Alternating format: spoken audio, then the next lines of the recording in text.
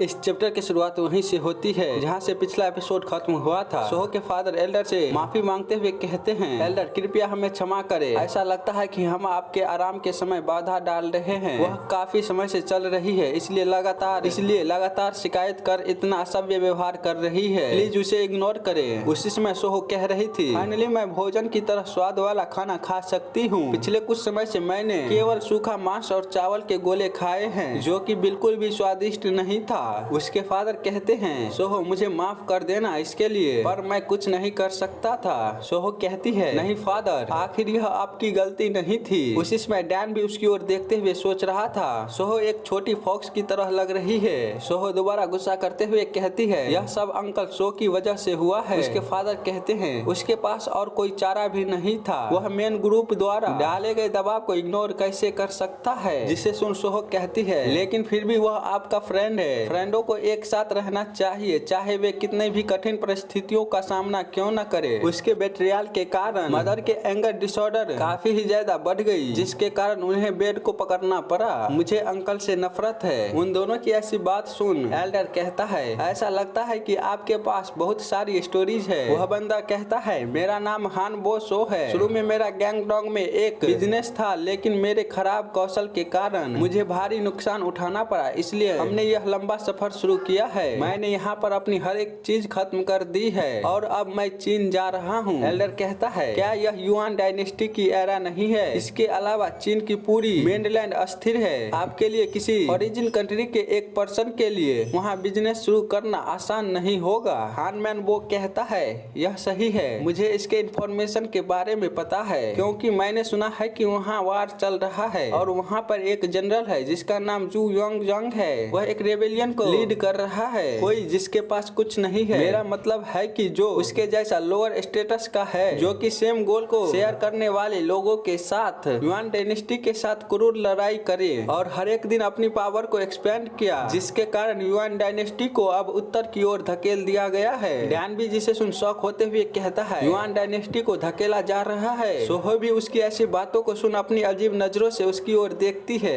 हानमैन बो दोबारा कहता है, इसलिए मुझे लगता है कि अभी हमारे जैसे व्यापारियों के लिए यह सही अवसर है। एल्डर कहता है, ओह तो ऐसी बात है। जबकि उसी समय डैन फ्रेंडों को इमेजिन कर सोच रहा था, यदि युआन डायनेस्टी को पीछे धकेला जाता है तो फिर नूना का क्या होगा। उसी पल सोहो कहती है, ओप्पा मुझे नहीं पता कि यह किस बारे में है, लेकिन आपको चिंता करने की जरूरत नहीं है। मैं चीन में भी एक बड़ा मर्चेंट बनाऊंगी और आपके प्रॉब्लम को सॉल्व कर दूंगी। आपका प्रॉब्लम सॉल्व करके मैं आपके चिंता को भी गायब कर दूंगी। डैन भी उसकी ऐसी बात को उस समय सुन कुछ नहीं बोल पाता है, पर थोड़ी ही देर बाद वह एक स्माइल के साथ कहता है, ठीक है और थैंक यू, मुझे तुम पर भरोसा है। सोहो भी डैन के हाथों को अपने सर पर देख थोड़ी हैरानी के साथ शौक भी हो जाती है। और जब डैन कहता है, प्लीज तुम मेरा ध्यान रखना लिटिल फॉक्स, जिसे सुन सोहो तो पहले कुछ ज्यादा ही हैरान होती है, पर थोड़ी ही देर बाद वह गुस्से के साथ ब्लश करते हुए कहती है,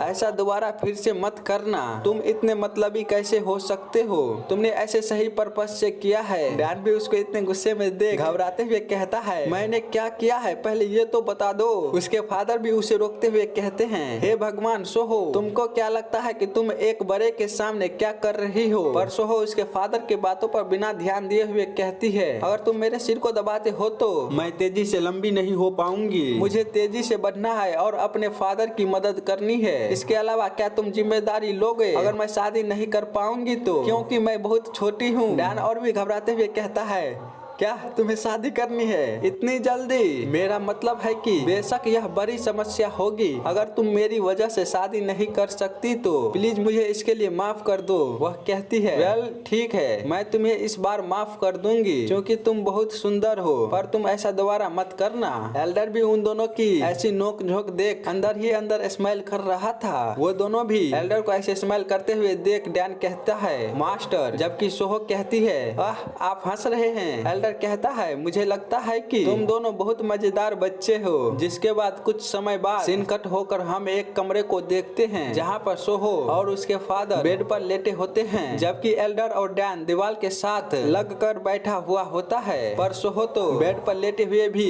बिना सोए डैन की ओर देखते हुए कहती है ग्रैंडफादर और ओप्पा वे बैठते समय सोते हैं, पर फिर भी ओप्पा वह बहुत सुंदर है। जिसे सुन उसके फादर भी थोड़े से परेशान होते हुए कहते हैं हे भगवान सोहो, अब तुम क्या ओप्पा के चेहरे में छेद करने वाली हो क्या? तुम उसको ऐसे छुप छुप के देखने के बजाय उसे पूरे कॉन्फिडेंस के साथ क्यों नहीं देखती हो? सोहो अपने फादर की ऐसी बात सुन गुस्से में कहती है आप इतने मतलबी फादर कैसे हो सकते हैं? अगर आप अपनी इकलौती प्यारी बेटी को खुश भी नहीं देख सकते, आपको बस इसे रहने देना चाहिए। उसके शोर के कारण डैन भी अपनी ध्यान भी सही से नहीं कर पा रहा था। उसी समय एल्डर कहता है सायु अगर तुम जाग रहे हो तो चलो अभी चलते हैं। साथ ही दूसरे लोगों को चुपचाप सुनना एक अच्छी आदत नहीं है। डैन कहता है ठीक है मास्टर, मैं समझ गया। और फिर वो दोनों बाहर की ओर जाने लगते हैं। जिसे सुन सोहो बैठते हुए कहती है ओप्पा आप इतनी देर रात को कहाँ जा रहे हैं? क्या आप सोने वाले नहीं हैं? जिसे सुन डैन रुकने के बाद उसकी ओर पलट कर देखते हुए कहता है मैं काफी सो चुका हूँ सोहो, और हमें अभी भी एक लंबा रास्ता तय करना है। इसी कारण से मैं अभी इतनी रात को जा रहा हूँ। अलविदा सोहो।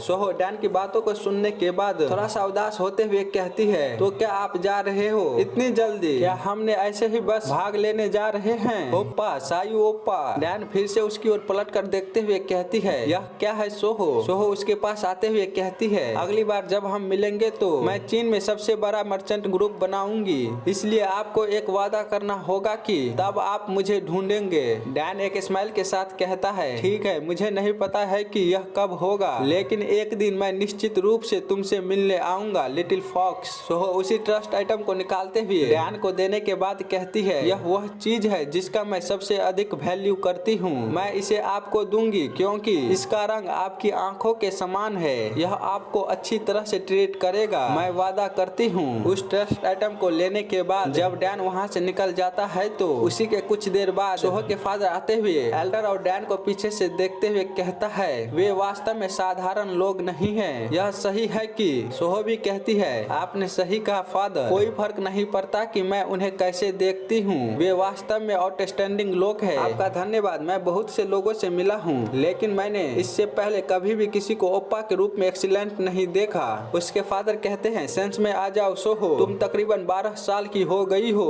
सोहो डैन को हाथ हिलाते हुए देख अपने फादर से कहती है क्या आप वह नहीं थे जिसने कहा था कि 12 साल की उम्र शादी करने के लिए काफी होता है? उसके फादर कहते हैं चलो ठीक है, तुमने नहीं कहा था कि बटरफ्लाई वह चीज है जिसे तुम सबसे अधिक वैल्यू देती हो? मुझे विश्वास नहीं हो रहा है कि वह प्रीशियस आइटम जो कि तुमने उसे दिया है जिससे तुम पहली बार मिली थी। सोहो कहती है आप क्या सोच रहे हैं फादर? मैनबो कहता है मैं पहले भी हजारों लोगों से मिल चुका हूँ लेकिन मैं कभी भी किसी ऐसे पर्सन से नहीं मिला जो दूसरे को इतना परेशान कर सकता है उस एल्डर की तरह। मुझे यकीन है कि वह एक साधारण आदमी नहीं है। सोहो भी स्माइल के साथ कहती है मैं भी सायु ओप्पा के बारे में यही सोचती हूँ। मैं ठीक से नहीं जानती कि यह क्या है लेकिन मैं यह महसूस कर सकती हूँ कि वह खास है। मुझे यकीन है कि सायु ओप्पा एक दिन एक ग्रेट पर्सन बनेंगे।